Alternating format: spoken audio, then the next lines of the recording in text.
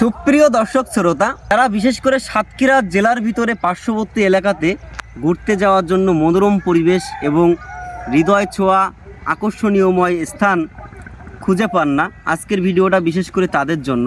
এত চমৎকার এবং এত সুন্দর ব্রিজ কিংবা এত সুন্দর পরিবেশ আসলে কল্পনাময় একটি দৃশ্য।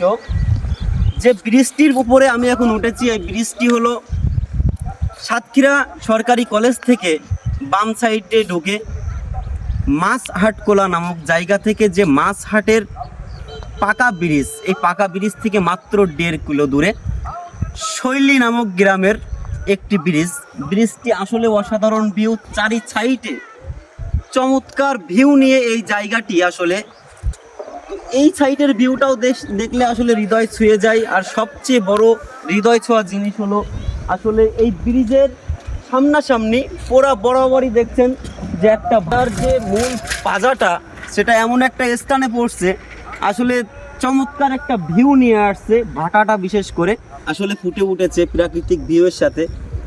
তো বিশেষ করে তাদেরকে আমি বলবো, যারা সাতক্ষীরা জেলার কলারোয়া থানা কিংবা আশপাশ থেকে যারা সুন্দর পরিবেশ খুঁজেন ছুটির দিনে একটু ঘুরতে যাওয়ার জন্য, নিজেকে প্রাকৃতিক সৌন্দর্যের সাথে বিলিয়ে দেওয়ার জন্য, তারা অবশ্যই চলে আসবেন